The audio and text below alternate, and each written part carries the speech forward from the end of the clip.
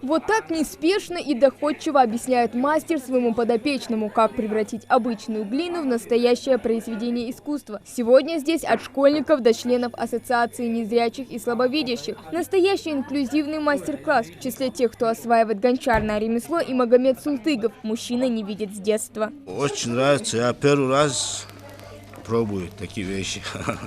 Сложно? Ничего сложного нет. Объясняют хорошо. По желанию можно. А кому вы эту чашку потом подарите? Я не знаю, вам подарю. Пока мужская половина следит за гончарным кругом, девочки создают керамическую посуду. Международный день белой трости решили провести вот так, совместив приятное с полезным. Главная цель – привлечение внимания общественности к проблемам незрячих людей. В нашей республике порядка 1000 слабовидящих и полностью незрячих. Им уделяется особое внимание, а гончарное ремесло выбрали не случайно. Так сказать, решили вернуться к истокам. В Ингушетии была своя гончарная мастерская, ее давно нет, больше, по-моему, 40 лет, если я не ошибаюсь. А сами гончары были довольно известны в Ингушетии.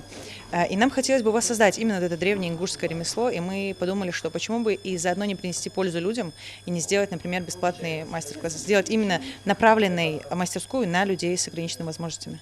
Белая трость – это не просто символ людей, которые не видят, а предмет, без которого жизнь их была бы куда сложнее. Еще в 1921 году англичанин Джеймс Бикс, потерявший зрение в результате несчастного случая, изготовил такую тросточку самостоятельно. Он покрасил ее в белый цвет, чтобы окружающим был понятен особый статус ее владельца. Кстати, принять участие в мастер-классе решили и мы, но сделали это разными способами. Сделать это завязанными глазами, чтобы примерить роль незрячего человека, конечно же, намного сложнее. В этот день белой трости во всем мире люди переходят на ту сторону баррикад, чтобы понять, каково это не видеть и доверять лишь внутреннему голосу. Кстати, для мастер-класса послужило сразу два повода. Проводятся они также в рамках федерального проекта «Гений места», который позволяет открыть новые возможности для творческой реализации жителей. Для национальной библиотеки подобного рода мероприятия не в новинку. Это проект реализуется в рамках нацпроекта «Культура».